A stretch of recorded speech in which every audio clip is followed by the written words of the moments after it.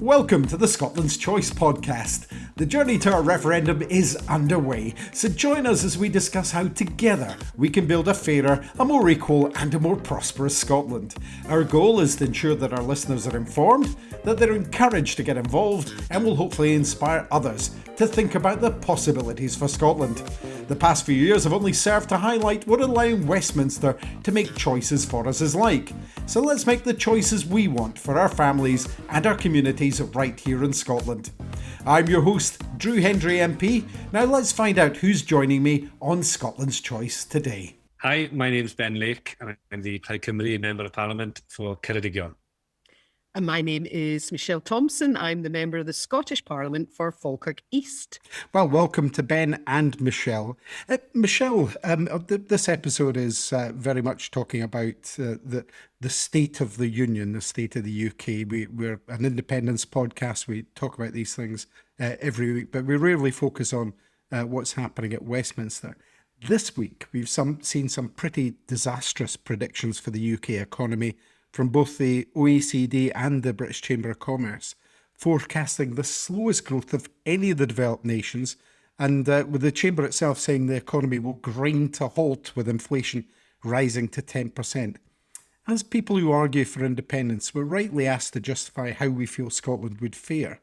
Do you think enough attention is paid to how the UK is feeling Scotland, especially after the promises of the 2014 No campaign? Absolutely not. And as you point out, these statistics are absolutely unbelievable. And let's not forget, of the G20 figures that were quoted, only Russia, that sanction-hit Russia, comes out with worse figures. You talk about inflation, and of course, inflation is the worst in the G7 as well. And funnily enough, I've talked about this in a speech in the Scottish Parliament earlier this week. And as part of that, I dug out some figures taking the most recent 20 years and kind of ran an international comparison of growth rates of output, or GDP, if you like. And what did we find? Well, the UK's growth was 68% over the past 20 years in nominal terms, whilst the average kind of large advanced economy grew by 93%. And then you do the comparison with medium-sized countries similar to Scotland, and the average medium-sized economy grew by 138%. Wow. That's double the cumulative growth of the UK economy. I mean, these are quite startling figures. And as I always remind people, the key issues that we're having at the moment, the reason for this high inflation, which we may go on to in terms of obviously energy prices, Brexit's right in there, skill shortage and so on, that squarely fits with economic and kind of fiscal policies that reside in Westminster. So I think people need to be starting to look at how do other countries compare that aren't, don't have this dependency in large S on the UK government making decisions that don't serve Scotland. And I'm sure it's the same for Wales. Well, let's talk about that, Ben. The economic realities are stark for people in Wales too. I mean, the same way as they are for people in Scotland, particularly rural Scotland. We've both been campaigning for people affected by the cost of living and the energy price crisis, but even simple protections for people such as those struggling with higher energy bills because they're off the gas grid are pretty much ignored. In fact, well, let's be honest, they're completely ignored at Westminster.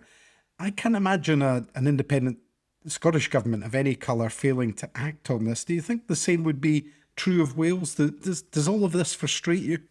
Oh, it infuriates me, Drew. And you're right. The current kind of raises in the cost of living is just another example, or brings out another example of Westminster, Whitehall, London indifference.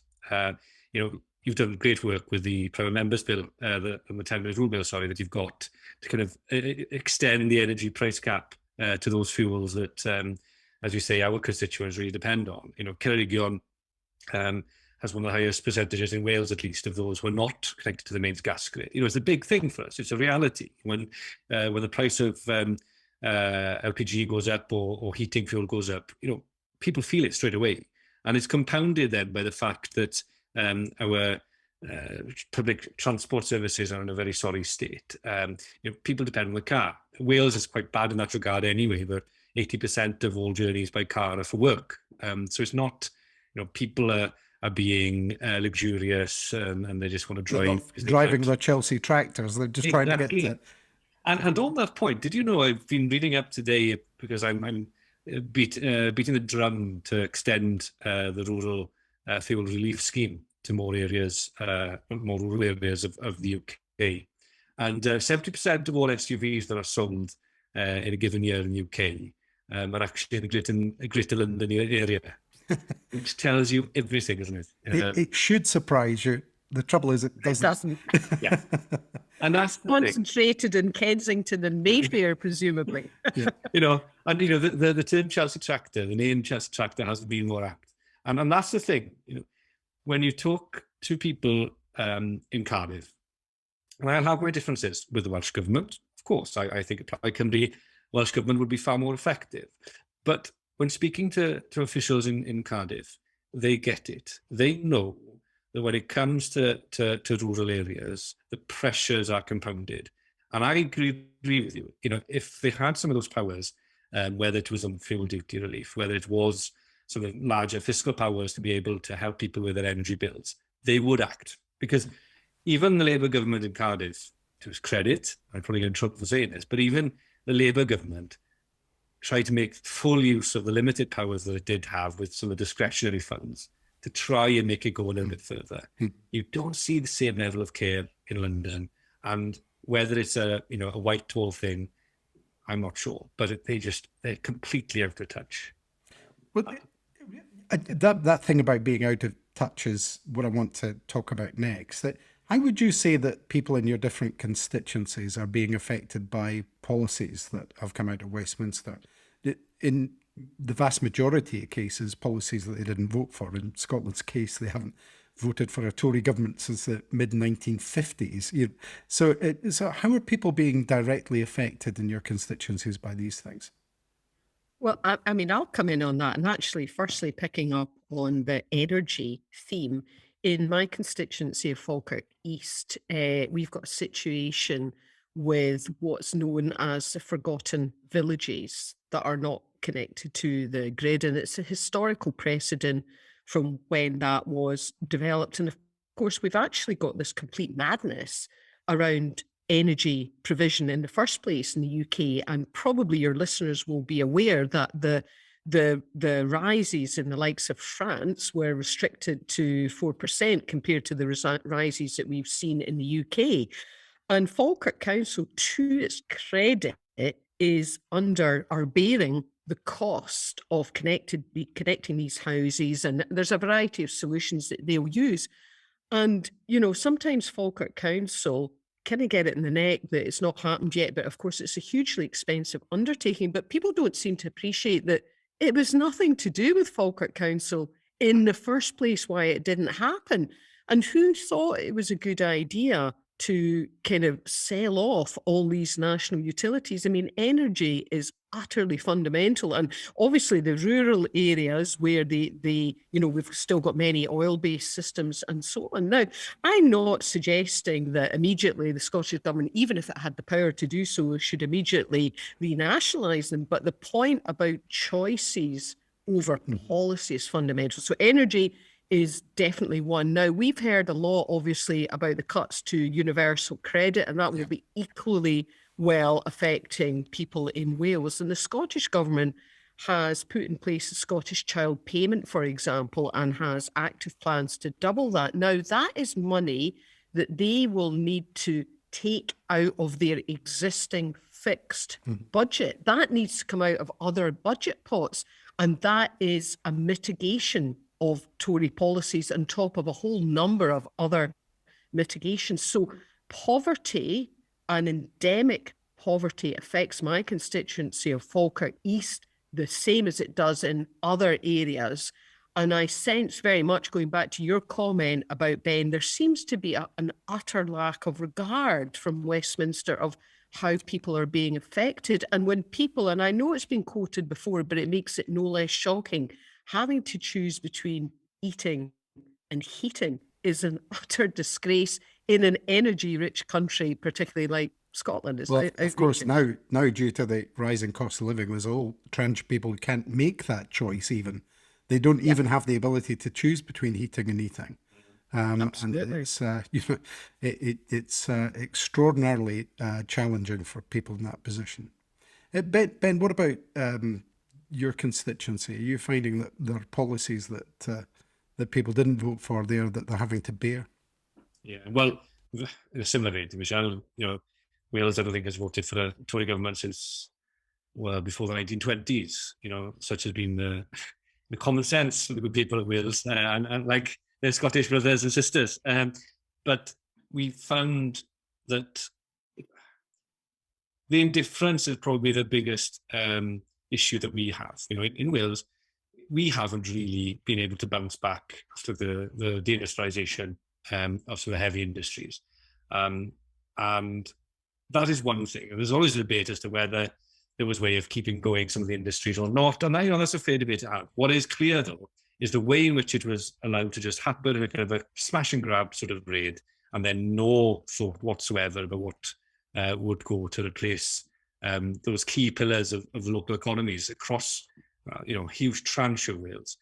And that's led to the situation today where, a quarter of our children were living in relative poverty before the current crisis. And we haven't had more recent statistics, but the Welsh Government came with an announcement just before Rishi Sunak's latest, is it a budget, is it not a budget sort of statement, saying that they fear it could well go over a third now before we hit the winter. And then God knows what will happen if there's no action again.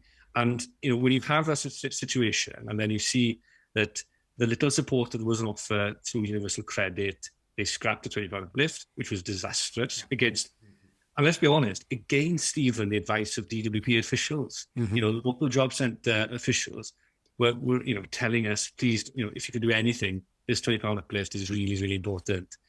No, they cut that. Then when you try and approach government ministers in London to say, well, look, could you do something about the price of rural fuel? It's really kind of hurting people. The first kind of response I had from I won't name them, but an official in Whitehall, was to say, well, I don't really know what you're worried about, Mr. Lake. Because let's be honest, they don't have to drive around. They could use public transport. Now I point out to them and say, well, okay, good luck with that if you live in Llanelli Brefi, a village just outside one of the main towns in Ceredigion. There are no bus services. So you're then either going to cycle or walk the 10 odd miles, hilly terrain, not quite as hilly as the Highlands, Drew, but, still hilly, to go to the doctor, to go to the shop, to go to work. But it's just that indifference. And there's no plan. If you listen to the UK government ministers in the kind of mess of rhetoric that they give us on a daily basis, they just chase headlines. There are no actual solutions. And if everything was going okay, you'd be annoyed. But when you have a situation where an already impoverished, struggling population are then being fed on just mere rhetoric, empty rhetoric, no real solutions, it's infuriating. And that's where I think this current UK government will eventually come to have to pay, because they've delivered nothing. They're not offering anything. Then they have the nerve then to criticise Scottish government in many cases, and sometimes as well the Welsh government, for trying to do things with much less power. We Michelle and I are very used in Scotland to seeing, particularly over the last few years, promises being broken by the Tories at Westminster, but not uniquely by the Tories, I've got to say, previous years. But we've seen things in recent years, such as the carbon capture and storage project at Peterhead, having the rug pulled out of it, even though it's the best place to do that, and the investment going elsewhere. The past week or so, we've seen the link between England and Scotland on the high-speed rail link, HS2, quietly being scrapped by Westminster, despite the promises that this was going to revolutionise, things for people in Scotland. A really obvious question for you now: does this kind of thing surprise you? Are you asking me or Ben? Because I bet from us both the answer is no. Of course it doesn't. It certainly doesn't surprise me, and of course it was, to use the parlance, a good day to bury bad news. Let's face it, as Boris Johnson's still in the ropes due to Partygate. I mean, there's always been a sense of it's over there somewhere, it's up there somewhere, but there's a serious point to all of this. We know as you emerge from difficult economic times, infrastructure projects in particular are so valuable at growing your economy. And I mean, we've been told for years, oh, don't worry, you'll get a bite of the cake as well. And of course, as it then comes to pass, and I suppose the other example, you mentioned the Acorn project, which everybody I know who's been involved in that is utterly shocked that they weren't selected. They just can't understand it. But then you've got things like the levelling up funds, which seek to bypass the democratically elected Scottish government to kind of focus on pet projects. And we saw the report from Meg Hillier's committee, the public audit committee in Westminster the other day, that basically said they decided where the money was going to go even before applications were made. Absolutely outrageous. And you look at things like the European Marine Energy Centre up in Orkney, which is a fantastic cluster, pulling in business, pulling in academia. And they're now going, well, where do we get funding? And they're kind of left high and dry because the Levelling Up Fund is focusing on what we would regard as tinkering type projects. For example, I can acknowledge that we're getting a couple of extra roundabouts in Falkirk. So I'm not surprised about it. We've seen the history of it happening over and over, and it affects everyone, frankly, across the UK. This vortex, as Vince Cable, that is London, the southeast, that sucks everything in.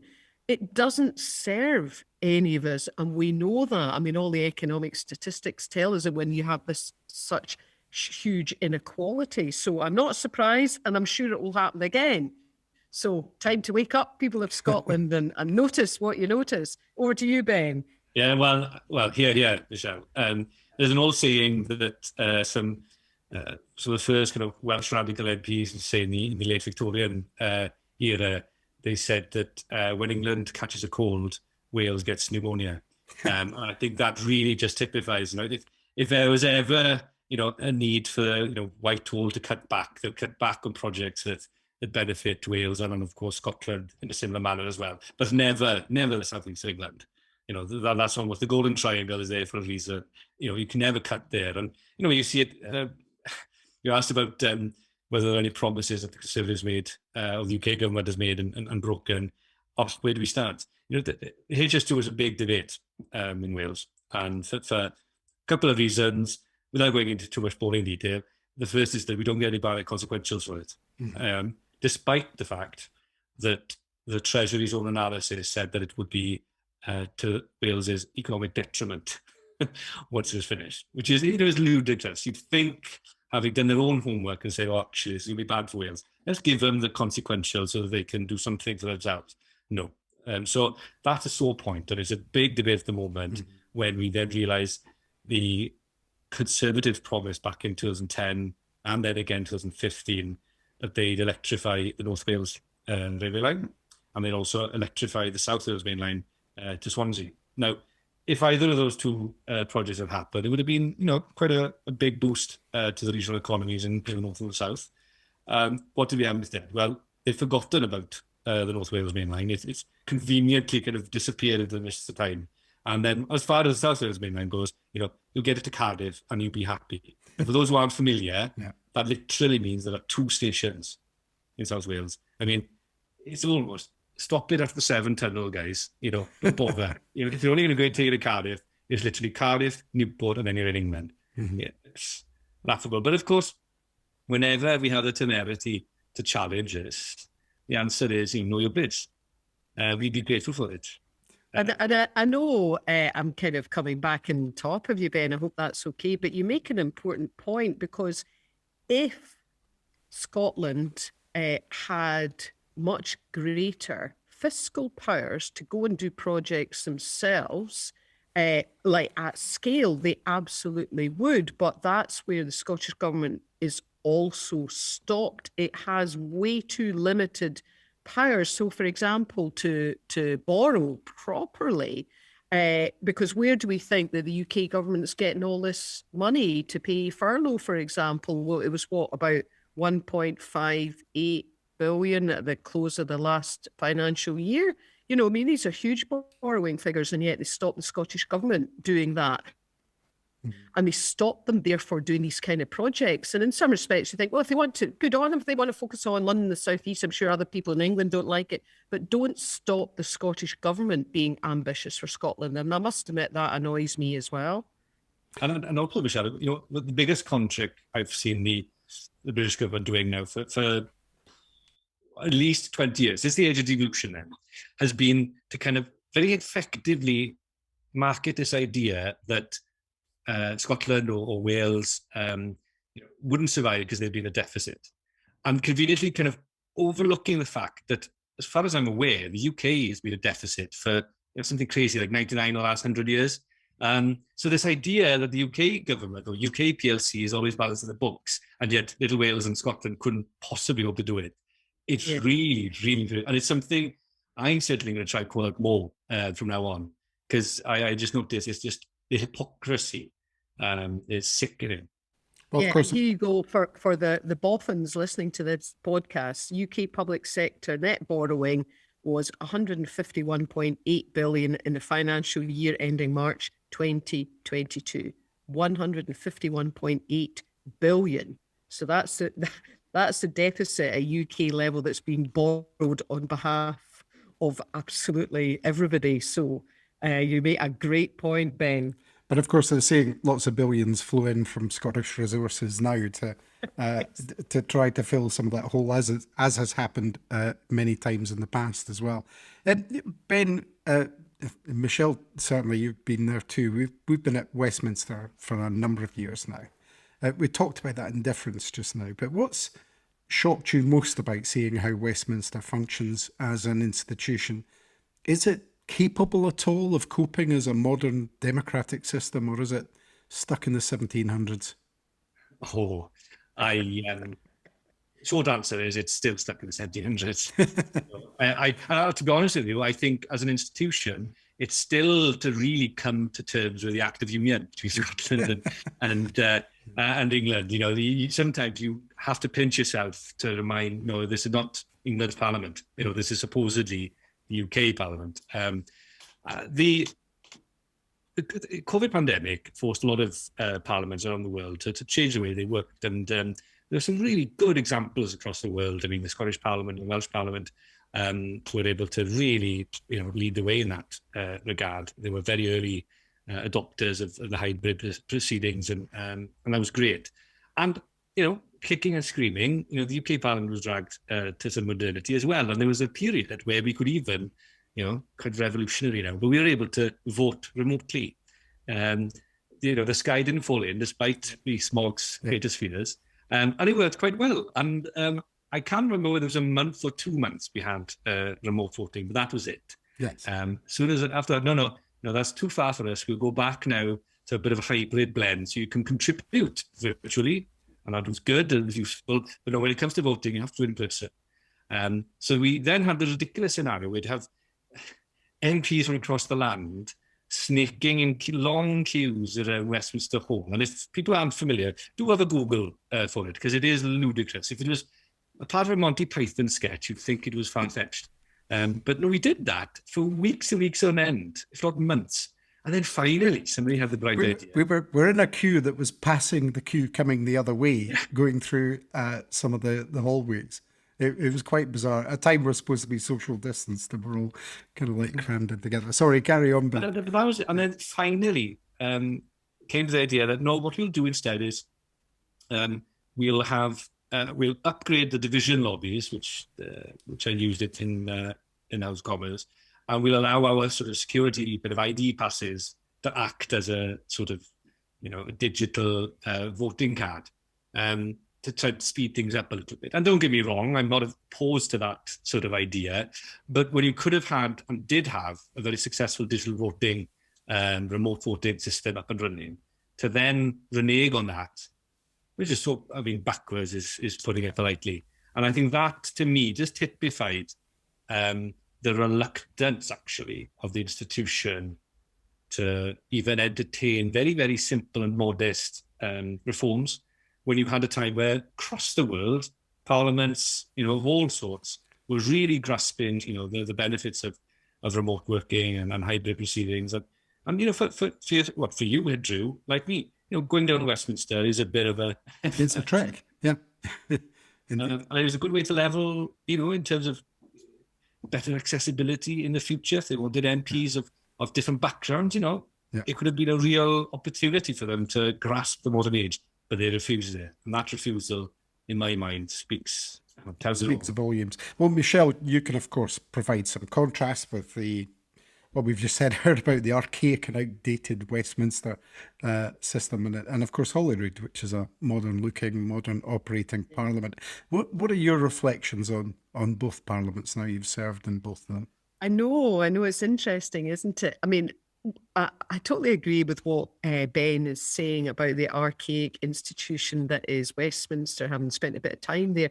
And the people I feel sorry for, in addition to you MPs, obviously, staff. I'm sure the staff must be so frustrated. Do they really want to work in something that looks backwards all the time, claiming tradition is everything, and they're making themselves appear as just an irrelevance? And of course, led by Rees-Mogg, who just increasingly becomes a caricature of himself. And what Holyrood did was they were absolutely out the starting blocks, and that was before I was elected. But they put in place a hybrid model, which we have stuck to. So our voting to this day, you can elect to vote online or vote in the chamber.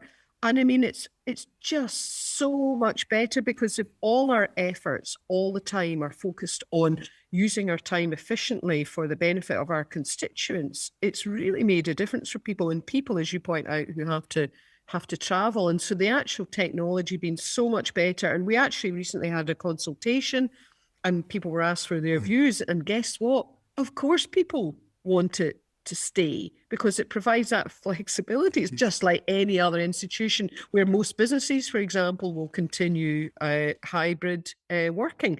And indeed, at the moment, we can speak in debates both in the chamber and online, but we hadn't yet got it cracked that people could take interventions if they were speaking from wherever off-site. But after this summer recess, that is also going to be put in place. So using the technology, I'm really proud that the Scottish Parliament has seized the initiative and is already looking to improve it. And I suppose the other thing in terms of archaic institutions that I really, really notice is, because I listened to PMQs the other day, I was driving back from somewhere and I thought it sounded even worse than when I used to be there. What a pointless, fatuous waste of time, where questions are asked, there's just bawling and screaming. And thus far, the vast majority of the time, debates are conducted pretty pleasantly in the Scottish Parliament. And of course, you've got your set piece as well, which is FMQs. And I notice progressively the Tories are trying to, they're shouting over people and all the rest. And it's really not something that I agree with. What they're trying to do is to make the Scottish Parliament look like it's Westminster, but Westminster has very little relevance and resonance for ordinary people, and I really don't want that to happen.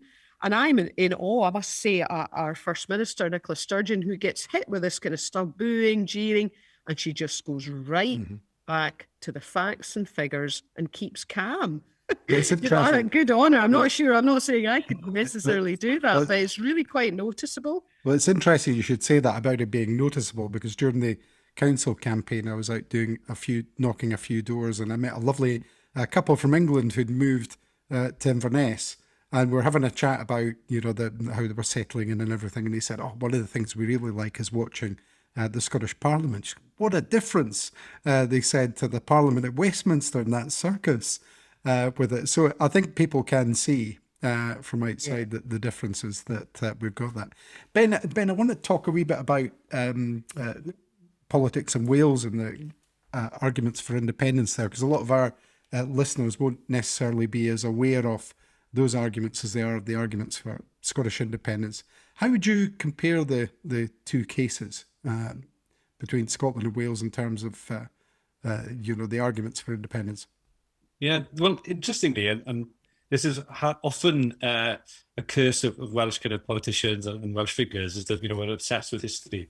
But I think there's a good little saying that history is written by the victors but understood by the losers, and and and of course Wales is kind of history in the United Kingdom is very different to that in Scotland. We were conquered, by that's fact.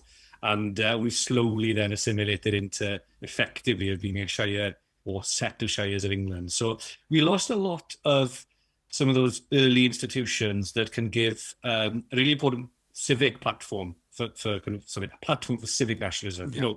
We don't have a justice system. We lost our own legal jurisdiction and laws. And we didn't until much later than Scotland have our own sort of education, a distinct education system of our own.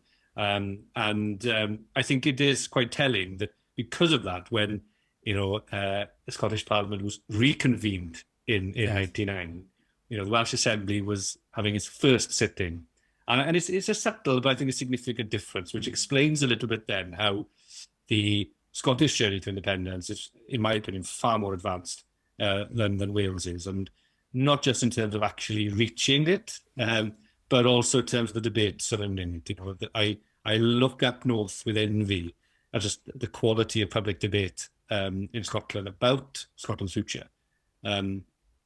We can't really say that it's been the same in Wales, but that ends the negativity, the pessimism, the optimistic slant of it. More recently, and by that I mean probably 2 years, we've seen the stirrings now of a proper grassroots and organised civic campaign for independence in the form of Yes Cymru, which was a spin-off, of course, from the 2014 Yes campaign in Scotland. And during the pandemic, their membership swelled to 24,000, I believe, at the height.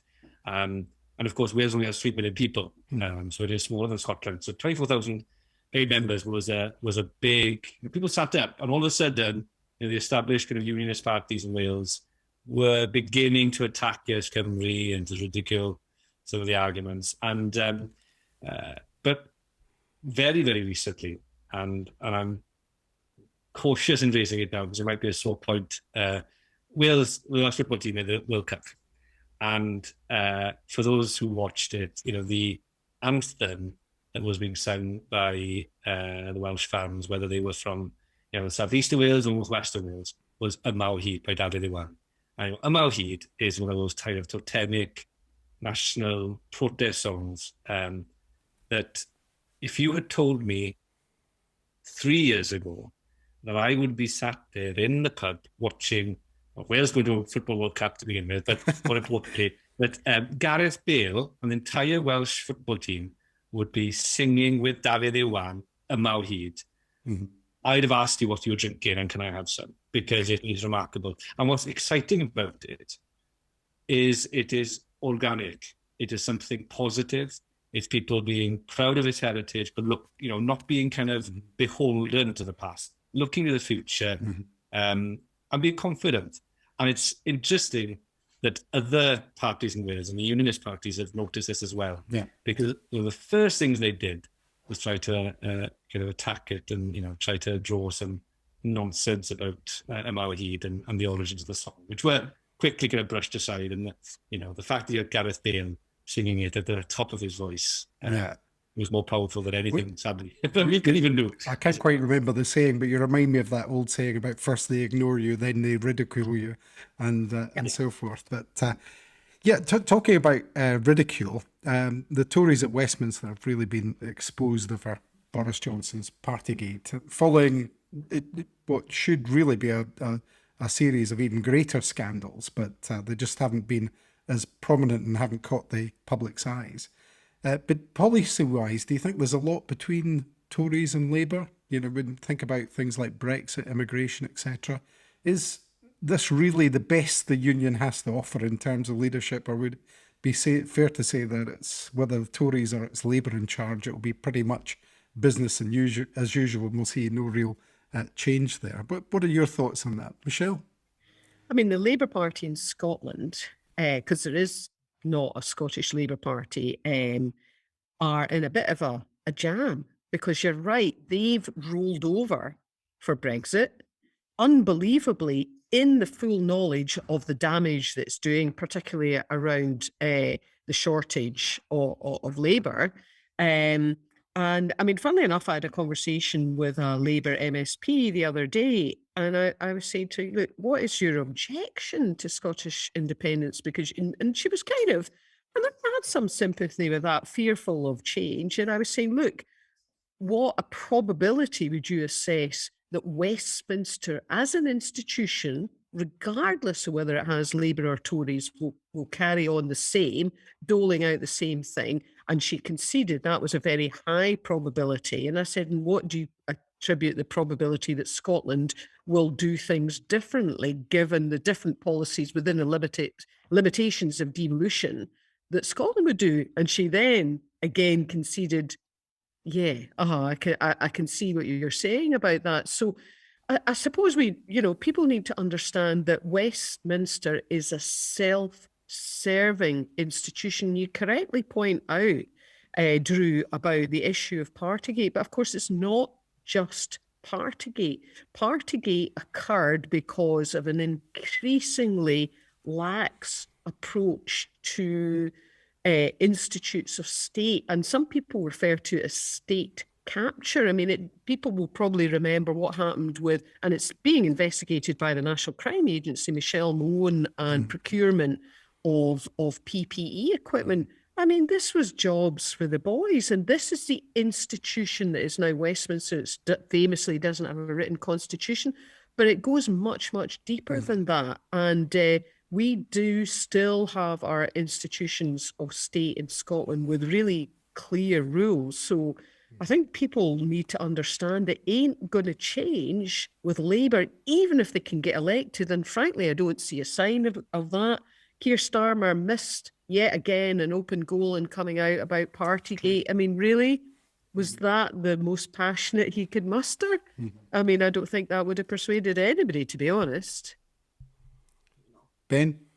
And I have to agree with Michelle. I think that what is increasingly kind of becoming apparent is that Labour will not touch the Brexit question with a barge pole. And in my opinion, it's a missed opportunity for them politically, because Brexit is a disaster. Whether you speak to some of the employers, I'm sure we all have them in that situation. I think the polls, Ben, are now showing that the public agree that it's a disaster. I think there's more than 50% of people think it's gone extremely badly. Yeah, I just don't understand this sort of conspiracy of silence that they've all sworn themselves to. For Wales, as with Scotland, the European Union is such an important market for many of our businesses. But also, one of the things that our schools locally used to do every year, for every year 9, so that would be their third year of secondary school, they'd go for a summer trip to the battlefields of northern France and learn about the First World War and the importance of peace and that.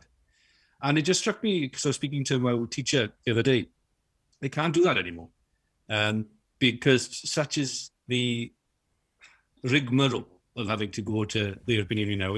Taking a bus full of teenagers is just not really that easy anymore. So they've lost out. So some generations from now on have lost out. That's just one example.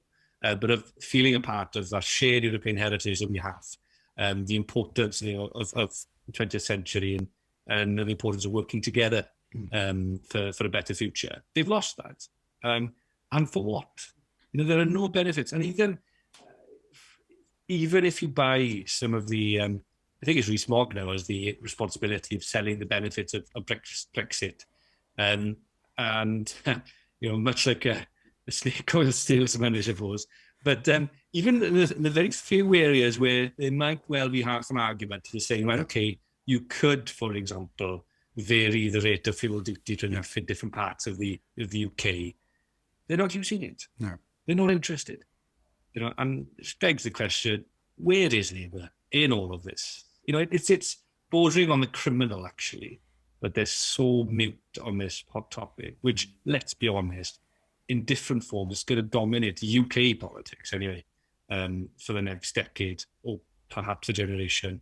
I think at the end of all this, we'll have a lost generation in economic terms, a generation who have lost out a lot of the benefits that we were able, as my generation, were able to enjoy, only to end up back in Europe in some form. I will build as an independent. Well, let's hope for that. We're coming to the end of our time here, and I wanted to ask a question that we ask all of our guests on Scotland's Choice, and this is basically, if you could make one new policy or change an existing one that we can't either in Wales or Scotland due to Westminster, what would it be? So we'll start with you, Ben. I would, and this perhaps will illustrate just how different our Wales and Scotland's journeys are towards independence. But what I would really like to change at the moment is for the Welsh Government to have the ability to support the Green Planning Commission to energy projects over 300 megawatt installed capacity. We don't have that at the moment. And so a lot of the big tidal opportunities that do exist off the coast of Wales are closed to us. We have to wait for Westminster. And of course, they also control the Crown Estate as it is in Wales. So if we were able to get that, it would be very exciting. And okay, maybe not for this winter and not next winter, but at least in the future, we'd be able to really sort of benefit from the vast resources that we have on our doorstep, but currently are either being filtered off over the border or not being used at all. That would be mine. Michelle? Immigration. I mean, it's hit Scotland so badly. I mean, we, in common with many other economies, have, an increasing kind of age profile. We have many people who choose to retire to Scotland who are not economically active and are therefore not paying tax. And the Scottish Government works so hard, and you'll know this from your constituency, Drew, to attract people, bringing their talent, bringing their energy, bringing their hard work, and whisper it, paying tax into Scotland. And that door has been shut now. And of course, the best brains coming over in terms of academia. And if you recall, Drew, when the Brexit vote took place, the Scottish Government wrote a document and proposed Scotland's place in Europe. Yeah. Exactly. Mm-hmm. And of course, they just shut the door to that. And it really is utterly criminal. And I feel so sorry for people who have gone before in the Scottish Government who made such determined attempts to attract people to our shores. We want people to come here, young, talented, hardworking people. And there was one thing I could do. And I suppose thinking about it, this is one of the areas where I believe they are utterly fearful of Scotland being independent and back in Europe. You can imagine the influx of new talent wanting to take advantage of Scotland's a whole variety of things, jobs, culture, its academia and so on. And of course, all those businesses that would want to move to Scotland to take advantage of access to the European Union. So no wonder they're terrified. But I'm so regretful about that. And I don't want to, even if I weren't an independent supporter, I don't want to be part of a UK that looks inwards and backwards at a yesterday that never was. I don't want that. I want a brighter future for people that come after me. End of. Michelle Thompson, Ben Lake, thank you very much indeed for joining us on Scotland's Choice. Thanks for listening to Scotland's Choice. You can find new and previous episodes of Scotland's Choice at scotlandschoice.scot, and you can watch the full-length videos on YouTube. If you can share this podcast and our videos, it can help others with their decision on Scotland's future. I'm Drew Hendry, and I hope you'll join me next time on Scotland's Choice.